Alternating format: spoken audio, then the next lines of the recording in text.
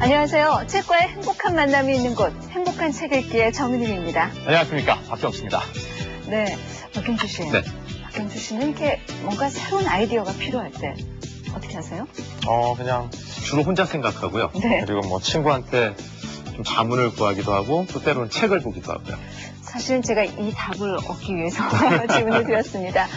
흔히들 책 속에 길이 있다고 하잖아요. 네. 미국의 영화 감독인 스티븐 스필버그는 영화 한 편을 만들고 나서는 몇 달 동안 집에서 책만 읽는다고 해요. 그러니까 영화를 만들면서 쏟아부었던 그 아이디어, 생각들을 책을 읽으면서 재충전하기 위해서라고 합니다.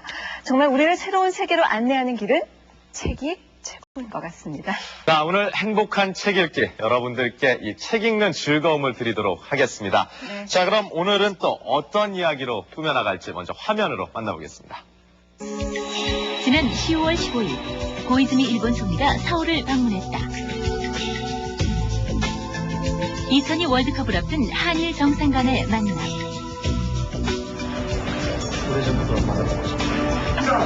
같은 시간 서울 시내 곳곳에서는 격렬한 반일 시위가 벌어졌는데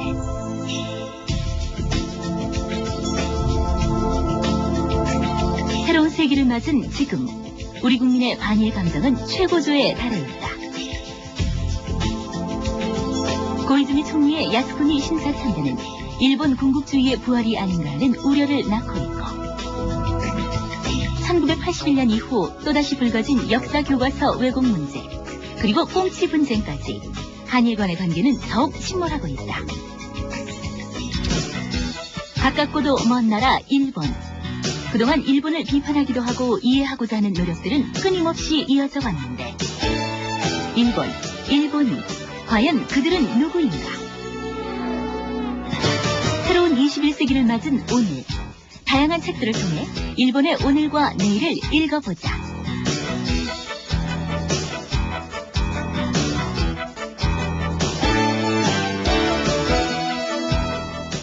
네, 오늘 행복한 책 읽기의 주제는 바로 가깝고도 먼 나라, 일본입니다. 자, 오늘 도움 말씀 주시기 위해서 여러분 계시는데요. 먼저 대중문화 칼럼니스트 전여옥 선생님 오셨습니다. 네, 안녕하세요. 안녕하세요. 네. 그리고 방송인이라고 해야 될까요? 아니면 일본어 교수님이라고 해야 될까요? 니즈노 선생님 나오셨습니다. 안녕하세요. 안녕하세요. 네, 그리고 외국어대학의 이정 교수님입니다. 네, 안녕하십니까. 어서 오십시오. 네. 자, 일본만큼 이 책의 소재로 많이 다루어진 그런 일도 없을 겁니다. 네. 뭐 한 달이면 2, 30권, 그러니까 1년이면 400권 정도가 일본에 관한 책이라고 하니까 정말 엄청나지 않습니까? 그렇게 대단한 양인가요? 1년에 400권 네. 정도나 돼요? 정말 대단한 양이군요. 자, 미치노 교수님, 한국에서 이렇게 많은 양의 일본과 관련된 책이 나오고 있다는 사실 알고 계셨어요? 이거 잘 몰랐었습니다. 예. 일본에 관한 책들이 많다는 것을 알고 있긴 했는데요. 이렇게 많은지는 몰랐네요. 그만큼 일본에 대한 관심이 많다는 거겠지요? 그렇죠. 예. 자, 이렇게 일본에 대해서 많은 책들이 있다 보니까 일본에 대해서 좀 관심이 있는 분들도 어떤 책을 읽어야 될지 잘 모르겠다 하시는 분들이 맞아요. 있어서 오늘 그런 고민을 조금은 해결해 드리려고 합니다. 자, 그럼 먼저 일본에 대해서 좀 비판적 시각을 갖고 있는 책들 가운데 대표적인 것들을 좀 모아봤습니다. 화면으로 만나보겠습니다. 1년이면 수백 권의 일본 관련 서적이 쏟아져 나오는 현실. 그만큼 일본에 대한 관심은 뜨겁다. 일본을 바라보는 첫 번째 눈, 일본은 없다. 비소설과 그다음에 역사서로 나눌 수 있는데 비소설류는 일본 사회, 문화 관련 도서와 예를 들자면 이규영 씨의 일본 문화 관련 서적이나 아니면 전효옥 씨의 일본은 없다 등등의 일본 비판서들이 많이 찾고 있고요. 그다음에 역사서로는 한일 역사학회에서 항상 논쟁이 되는 일본 고대사 관련 책들이 많이 있습니다.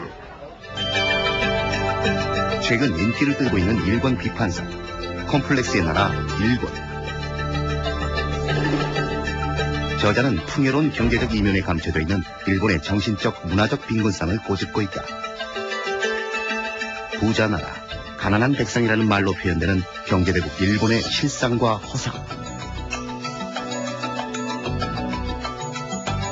심각한 영어 중독증, 서구 문화에 대한 맹목적인 탐닉 등 대중문화를 휩쓸고 있는 백인 콤플렉스. 작가는 이러한 모순의 밑바닥에는 정신의 빈곤이 자리 잡고 있다는 평가를 내리고 있는데, 현재 일본 사회가 직면해 있는 여러 가지 모순들에 대한 신랄한 비판을 담고 있다.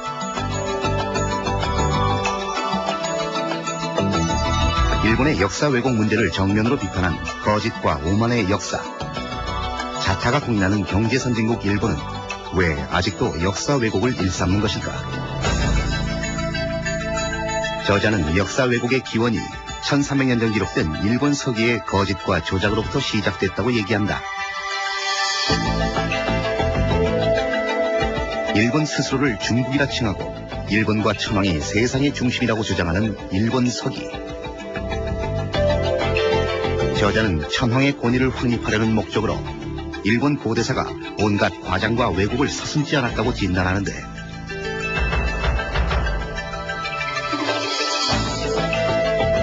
비문의 해석을 둘러싸고 논란이 된 광개토 대왕비, 임나와 일본부에 대한 오해, 과연 그 속에 숨겨진 역사적 진실은 무엇인가? 한일 고대사에 얽힌 수수께끼를 치밀하고 명쾌한 논리로 풀어냄으로써 거짓과 오만의 일본 역사를 신랄하게 비판하고 있다.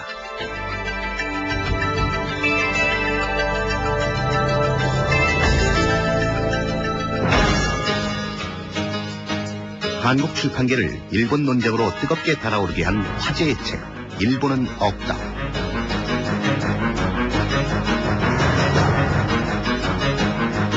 작가 자신도 객관적으로 쓴 글이 아니라 주관적인 글이라고 못 받고 있을 정도로 곳곳에 반일 감정이 묻어나고 있는데, 엄연히 있는 나라를, 그것도 세계 경제 대국으로 손꼽히는 일본을 배울 점이 하나도 없는 나라로 신랄하게 비판한 일본은 없다.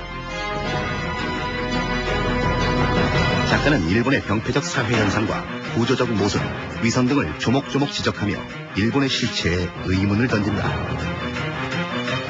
자신이 경험한 일본인의 배타성과 집단 이기주의, 소심함과 기회주의, 맹목적인 순종성 등을 비판하며 과감히 일본은 없다고 선언한 이 책은 독자들로부터 큰 반향을 불러일으켰는데, 출판된 지 1년 만에 100만 부가 넘게 팔리며 대표적인 일본 비판서로 떠오른 일본은 없다. 하지만 이에 대한 독자들의 평가는 엇갈리고 있다. 일본에 여행 갔을 때 제가 느낀 점은 조금 공감하는 느낌이 있었어요. 그러니까 어떤 거냐면 은근히 사람을 피한다고 해야 되나, 좀 차별을 해야 된다나, 그런 느낌을 제가 받았어요. 직접적으로는 안 하고요. 항상 이렇게 뒤돌아서 생각해보면은 차별받았다라는 느낌. 저도 일본은 없다라는 책을 읽어봤거든요. 근데 너무 작가가 주관적인 입장에서 책을 쓴 것 같습니다. 저는 그거에 대해서는 별로 동의하고 싶지는 않습니다. 네, 일본인 없다. 이 책 내용이 아주 잠시 전에 소개되긴 했는데요. 사실 이 책은 수년 전에 나왔습니다. 지금의 어떤 상황과는 아주 다른 점은 많을 거예요. 그렇죠? 그럼에도 불구하고 오늘 제가 이 책을 처음으로 꼽은 이유는요, 그야말로 밀리언셀러입니다. 아주 많은 사람들이 읽었고 그만큼 많은 영향을 미쳤기 때문입니다. 자, 오늘 저자를 모셨는데요.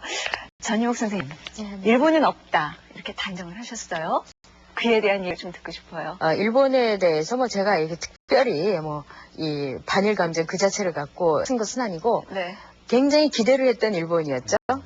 가깝고도 먼 나라지만 가까웠고 또 유사하죠. 어쨌든 다 차이가 있다고 하지만 그건 기본적인 이 유사함을 기본으로 한 차이이기 때문에 제 자신이 어떤 기대를 갖고 접근했던 나라가 아니었는가. 근데 일본에 대해서 일본인들이 선진국이고 또 경제적인 그런 가치 이런 것을 상당히 이룬 나라라고 봤는데, 그것이 이제 여지없이 제가 이제 집을 구할 때 한국인이라는 이유로 수시달에 걸쳐서 거절당했을 때라든가, 또는 그때 종군 위하고 일본군 성노예 문제가 이제 일본 사회에서 이슈가 됐을 텐데, 네. 저는 하나도 놀라지 않았어요. 네. 다 아는 거였고 주변에 이제 많이 들었으니까. 근데 일본의 젊은 세대들, 특히 양식 있는 분들은 굉장한 충격을 받더라고요. 네. 전혀 몰랐다는 거예요. 그래서 한번 현실적인 측면에서 일본에 대해서 접근할 필요가 있지 않나. 한편에서는 이게 참 시원하게 잘 네, 썼다 네, 보면서 네. 은근히 통쾌감 같은 네. 것도 느끼고 그랬는데, 네. 또 한편에서는 네.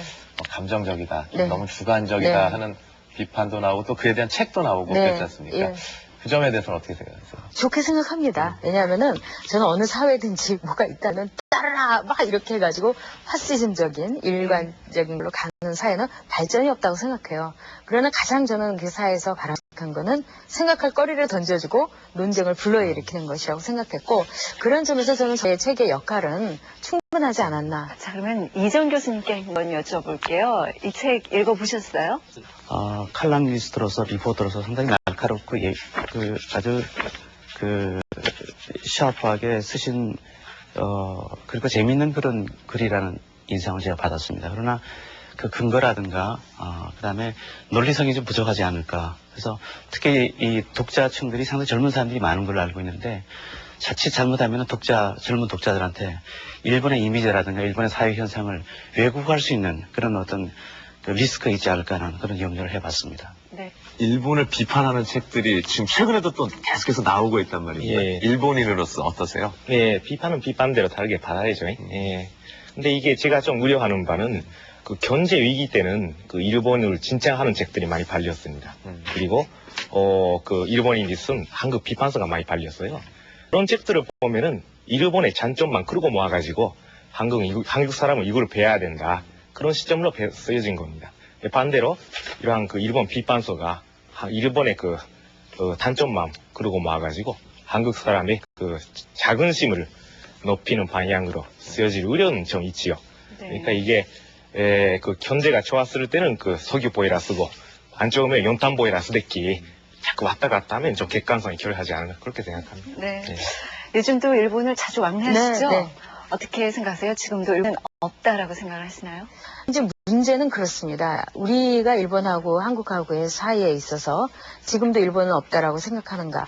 그 말은 옳죠. 왜냐하면 우리가 배우고자 했던 경제적인 가치, 일본식 이런 점에서 우리가 배우고자 했던 일본은 없다는 것은 저는 확신을 갖고 있고, 또한 그 일본이 오히려 지금 경제 대국으로서는 자치를 이렇게 쓰러지게 하고 또 뭐 여러 가지 문제점이 있고 또 교과서 문제도 나옵니다만, 전반적으로 볼 때 일본은 일본인 스스로의 그 형체를 그 내부에서는 이뤄가고 있는 것이 아닌가. 또 한국인들도 일본인에 대해서 너무 이렇게 크게 대단하게 보는 데서는 벗어났기 때문에 저는 월드컵을 계기로 굉장히 그 정상적인 서로의 보기, 시각이 성립되지 않을까. 그리고 저 자신도 많이 달라진 점도 많고요. 지금의 일본의 그 변화를 보면서요. 네, 좋다, 나쁘다. 우리에게 있어서 이렇게 일본만큼 상반된 평가를 받는 나라도 없는 것 같습니다. 한편에서는 또 일본에 대해서 좋은 이야기를, 일본을 배우자 이런 분들도 또 많이 계시죠? 자, 그래서 이번에는 일본이라는 나라의 힘, 저력은 어디에서 나오는지 그런 입장에서 접근한 책들을 모아봤습니다. 함께 보시죠. 1인당 국민소득 4만 불, 세계 제2의 경제대국. 21세기를 이끌어갈 강대국으로 손꼽히는 일본. 우리는 과연 이들에게서 배울 것이 없는 것일까? 나는 일본 대중문화를 단계적으로 개방한다는 방침을 표명하였는 바. 김대중 대통령의 일본 방문을 계기로 일본 문화 개방이 본격적으로 시작되었다. 우려의 목소리 반, 환영의 목소리 반. 물밀듯이 쏟아져 들어오는 일본의 문화 앞에서 과연 우리는 일본에 대해 어떤 생각들을 갖고 있을까?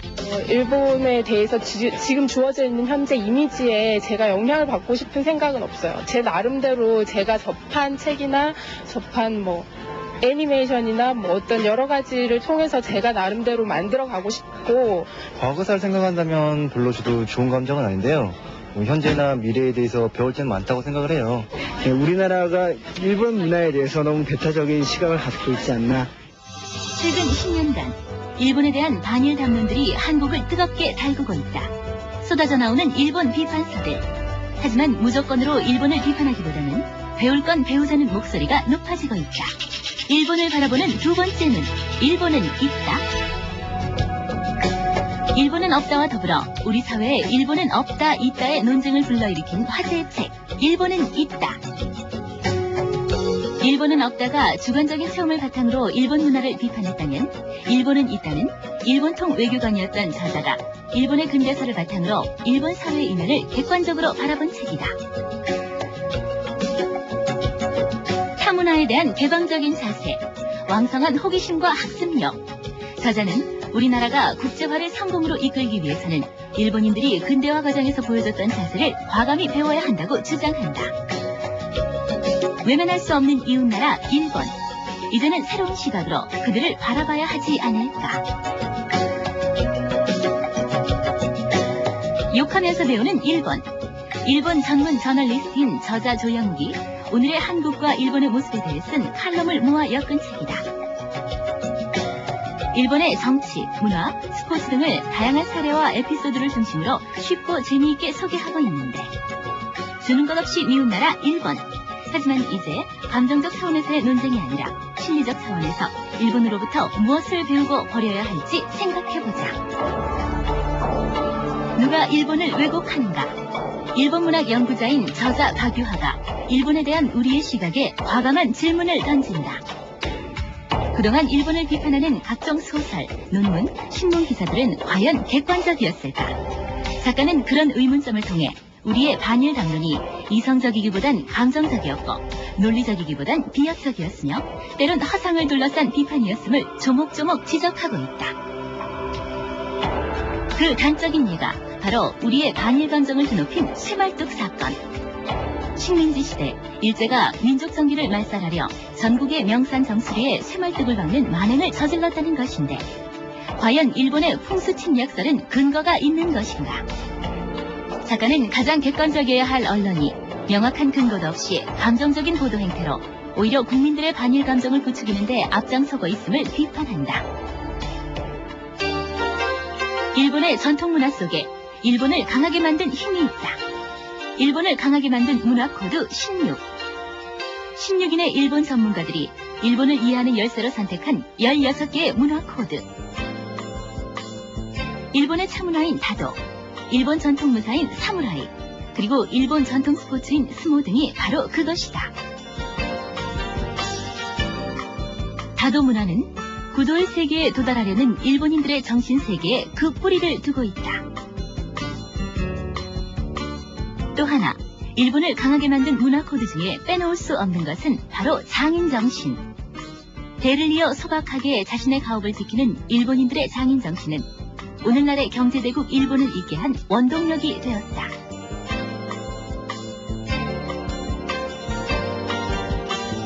(16) 가지의 문화 코드를 통해 바라본 일본. 그 문화 속에 일본의 힘이 있는 것이다. 일본은 없다라고 이런 책이 나오면은 어떤 자존심에 대한 상처 비슷하게 확 몰리고. 근데 그걸 읽다 보면 또 그건 아닌데. 그 왜 그럴 리가 있나. 또 일본은 인정할 건 인정해야 되지 않겠냐 해서 또 쭉 다시 중심을 잡고 이렇게 왔다 갔다 하는 그것이 일본에 대한 복잡한 그 심정, 한국인들의 정서, 그것을 대표하는 것이 아닌가. 일본은 존재한다. 그것도 우리에게 크나큰 영향을 미치는 이웃 국가로서 역사적으로, 외교적으로 우리와는 숙명적 관계 속에 얽혀있는 일본. 비록 애증의 역사로 관철된 양국이지만 이제 21세기를 함께 걸어가야 하지 않을까. 네, 일본을 바라보는 두 번째는 그저 단순히 감정적으로 비판만 할 것이 아니라 좀 논리적으로 그리고 냉정하게 배울 건 배우자는 그런 책들인데, 자, 이게 이제 요즘 나온 책인데 미준호 선생님께서는 이 책이 참 일본에 대해서 설명을 나름대로 잘 돼 있다 이렇게 추천을 해주셨는데, 예. 그 뭐 특별히 그렇게 꼽은 이유를 좀 설명을 해주세요. 예, 지금까지 일본에 관해서 나온 책들은 백과사전적인 책들이 많았어요. 그냥 이것도 쓰고 저것도 쓰고 혼자서.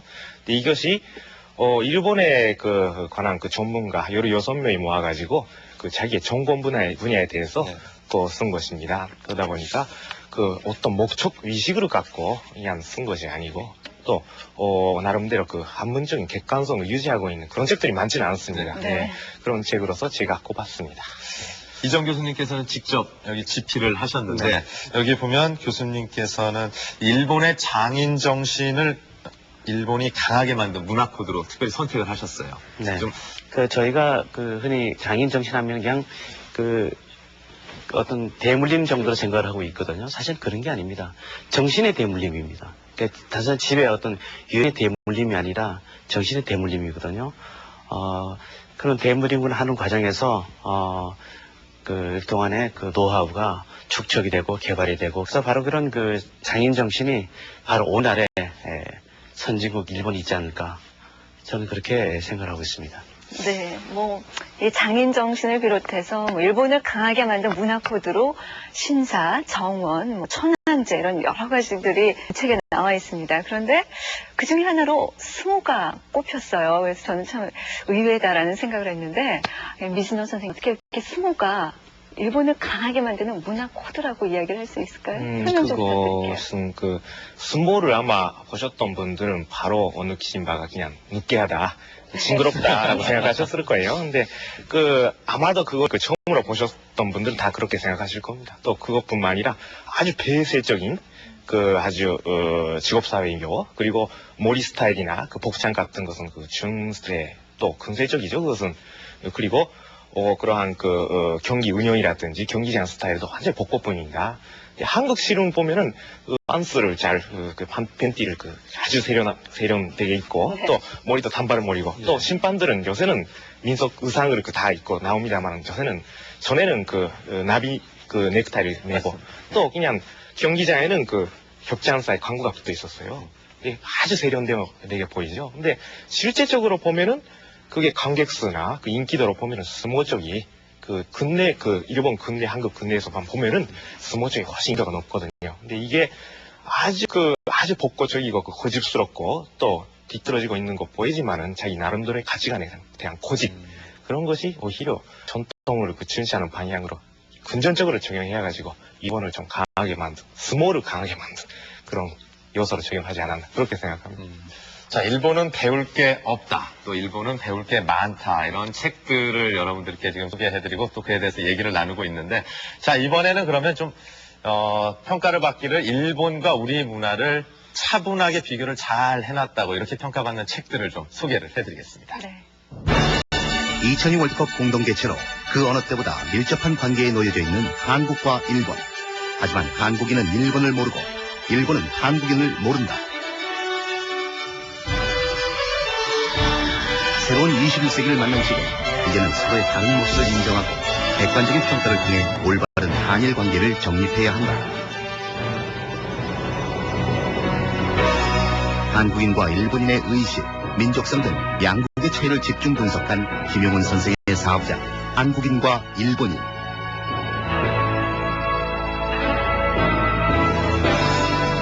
(40년간) 한일 문화를 또 연구해온 저자는 칼로, 붓으로 양국의 특성을 표현했다. 붓으로 상징되는 선비 문화를 바탕으로 벼농사를 지으며 정착한 한국인, 칼로 대변되는 무사 문화로 내륙으로 진출해 정복의 역사를 쌓은 일본인은 기질적으로 많은 차이가 있는데, 한국인이 효를 강조한다면 일본인은 충을 강조하고, 한국인이 명분이라면 일본인은 실속을 중요시하고, 한국인이 방위적이라면 일본인은 침략적이다.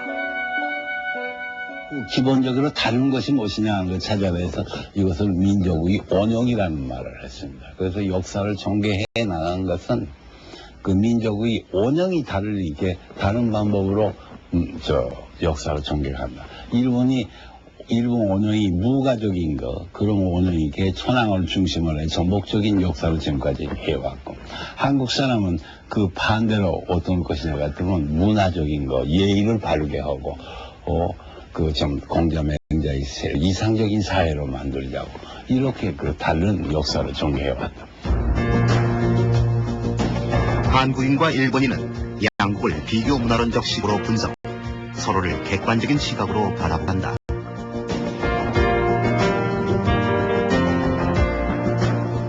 다테마에를 넘어 일본인 속으로, 겉과 속이 다른 일본인의 모습을 단적으로 표현해주는 단어 다테마에. 일본인을 이해하려면 먼저 그들의 진짜 속내부터 읽어내야 한다. 그럼 일어서겠습니다. 가시게요. 예, 시간이 돼가지고. 차가 한잔 봐. 예, 좋습니다. 차 한 잔 더 하고 가세요라는 말이 실제로 안녕히 가세요라는 작별의 말이라고 하니 그들의 속내를 어떻게 읽어야 하나. 서로를 모르면 친해질 수도 없다.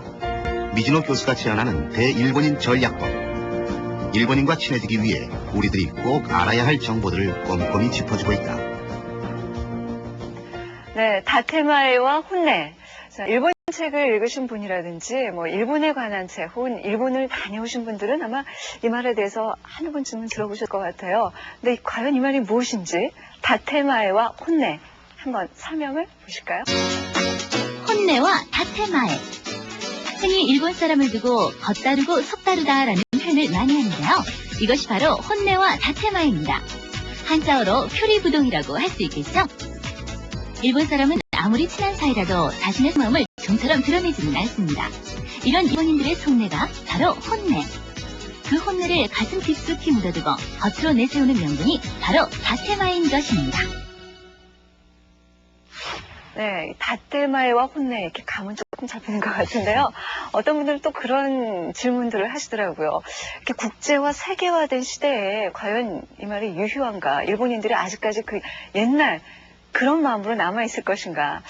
어떻게 생각하세요, 미즈노 선생님? 일본 사람의 특징은 그 다테마의 혼내는 다 있는데 그것이 참pon이 되어 있어서 그렇고 경계선이 굉장히 애매하고 본인 자신도 그것이 다테마인지 혼내인지 분간이 안 되어 있는 경우가 좀 있습니다. 예를 들어서 최근에 문제가 된 고이즈미 수사의 그 야스쿠니 신사 참배인데 그 사람의 겉질에 그러니까 그 다테마에는 가고사를 방송한다. 그리고 혼내 본심은 참배하고 싶다. 그런 것입니다. 그것이 참pon이 되어 있어서 가지고 참배도 하고 반송도 하고 그리고 한국에 와서는 소대문 효무소에 또 참배하고 어떻게 보면 모순된 형상이 아닙니까 이것은? 어느 한쪽은 그 위선이죠 이것은. 그런데 일본 사람은 그것이 아주 모순도 없이 건전되어 있는 거. 그러니까 외국 사람이 볼 때 어느 쪽이 본심인지 굉장히 헷갈린단 말이에요. 이것이 혼내와 다테마에가 일본 사람에 있어서 문제가 되는 큰 부분이라고 할 수가 있습니다. 네. 미즈노 씨의 얘기를 들으면 그러니까 옳다 그르다의 문제가 아니라 어떤 문화적 차이다. 뭐 그런 느낌을 받는데 이 전혁 선생님께서 일본에 계실 때 네. 이 우리나라 사람하고 일본 사람하고 가장 큰 차이 나는 점 뭐 이렇게 탁 와닿던 거. 제가 이제 일본에 맨 처음에 갔을 때 이제 공중전화를 이제 찾았어요. 그때는 휴대폰이 없을 때라서. 근데 공중전화에 조정 중 이렇게 써 있어요. 그래서 한국인인 저는 조금 있다 오면은 고치거나 이건 뭔가 이렇게 신호로 바꾸거나 이러는 건 줄 알고 5분을 기다렸어요. 근데 아무래도 안 오는 거예요. 그래서 제가 지나가는 사람 보고 조정인데 아무도 안 오냐 했더니 저를 이렇게 보더니 어느 지방에서 왔냐 뭐 이러더라고요. 그러니까 어느 나라에서 왔냐. 결국 뭐냐면 일본인들이 조정 중이라고 한 거는 완전히 고장 났다는 거예요. 그건 왜냐하면은 고장 중 이렇게 쓰면은 너무 쇼크를 받을까봐 충격을 받을까봐 어떤 점에선 부럽게. 그래서 일본 사람들은 한편으로는 다테마에가 잘 서 있는 사람 하면 우리나라 사람이 그걸 직역하면 혹시 이중인격자 아니야? 근데 그게 아니고 교양 있는 사람입니다. 그러니까 자기의 그 어떤 이것을 은은하게 말하자면 교양 있게 표현할 수 있는 것도 혼내와 다테마의 일본식의 표현이라고 볼 수 있어요. 그렇다면 이쯤에서 우리가 일본론의 고전으로 꼽히는 그런 책들을 한번 짚어가면서 이야기를 계속 나누도록 하죠. 일본론에 대한 고전으로 평가받는 국화와 칼. 국화와 칼로 상징되는 극단적인 형태의 일본 문화를 다각도로 탐색한 미국의 인류학자 루스 베네딕트의 저서다.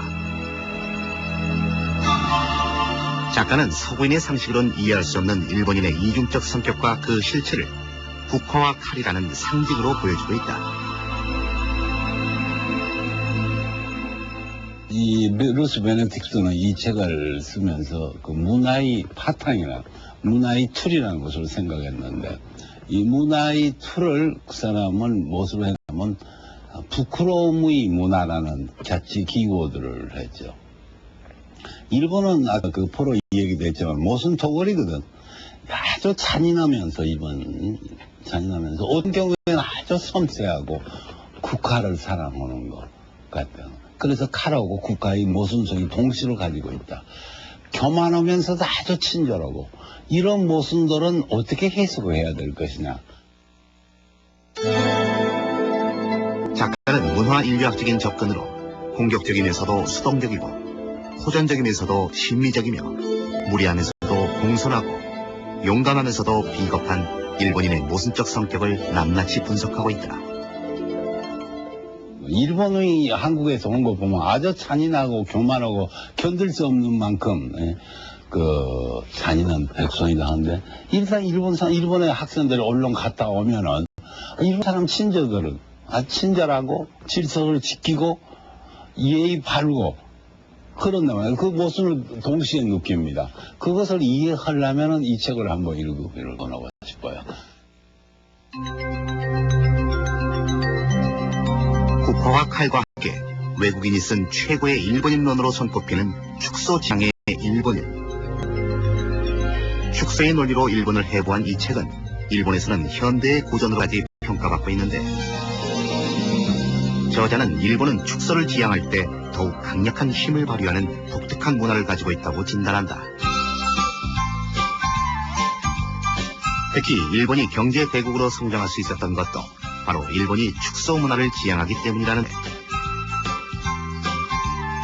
모든 제품을 트랜지스터화해 더욱 작고 정교하게 만드는 일본. 휴대용 워크맨을 비롯해 최소형 노트북 등을 개발한 것도 바로 축소 지향의 문화 때문이다. 게다가 사는 것도 토끼장이라 불리는 좁은 아파트니 인도는 축소 지향 민족이라고 부를 만하지 않을까.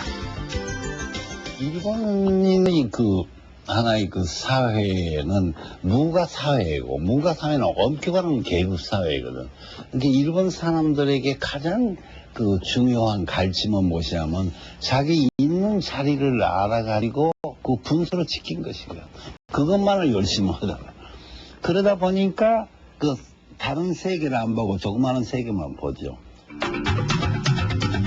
일본의 문화, 사회 등 일본 사회 전반에 걸쳐 나타난 축소의 문화. 그 속에 일본의 얼굴이 담겨져 있다.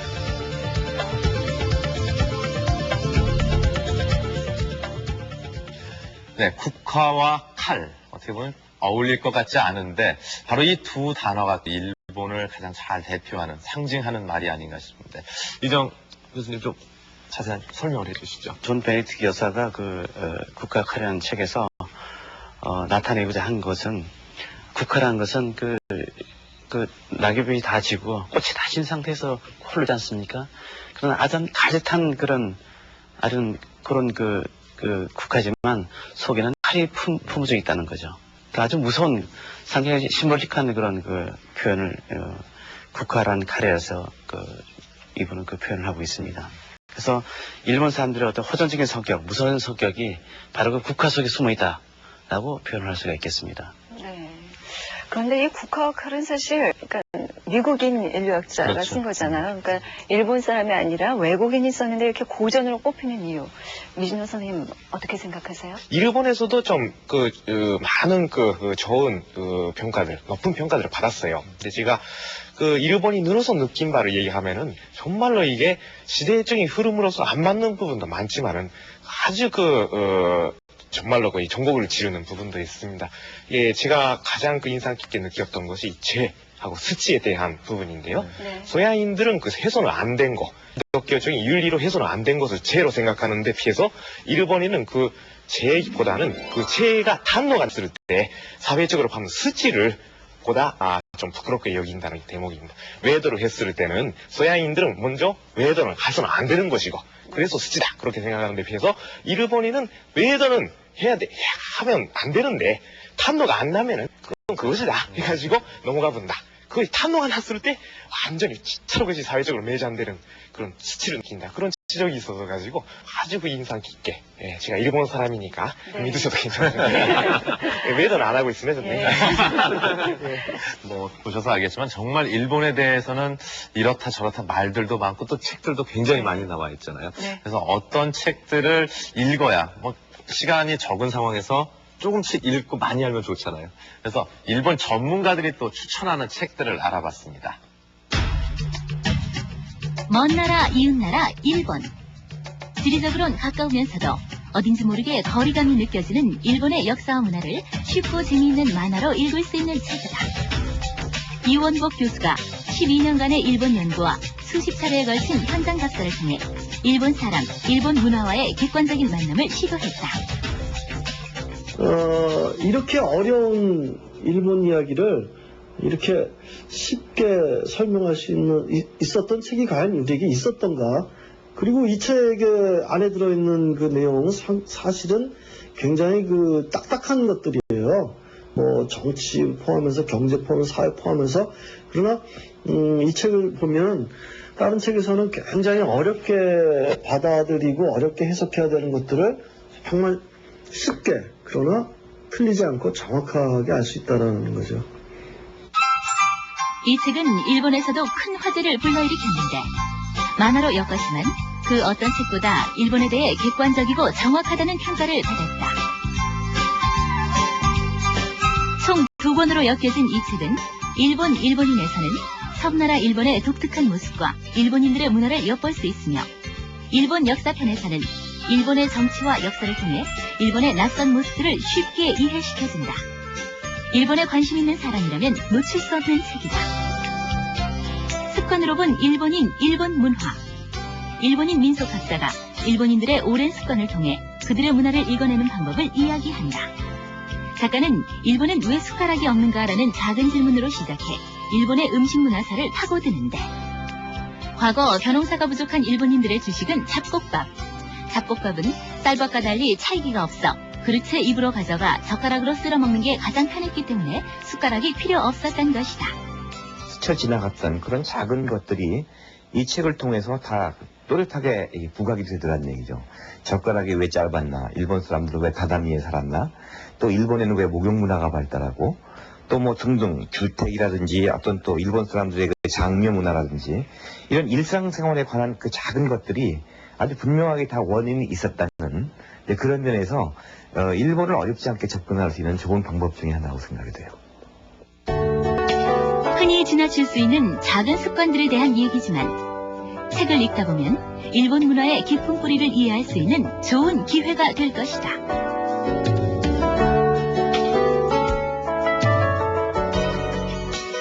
역사적인 애증의 관계로 출발한 한국과 일본. 일본을 편견 없이 객관적으로 평가한 일본의 갈 길을 생각한다. 이 책에는 21세기 일본의 진로를 둘러싼 한일 양국 전문가들의 솔직한 대담과 화제의 논문들이 실려있다. 또 미래를 대비한 일본의 정치 경제 시스템의 6대 개혁을 비롯한 일본의 안보 정책 방향과 이에 대한 각국의 입장을 평가한 내용도 새롭다.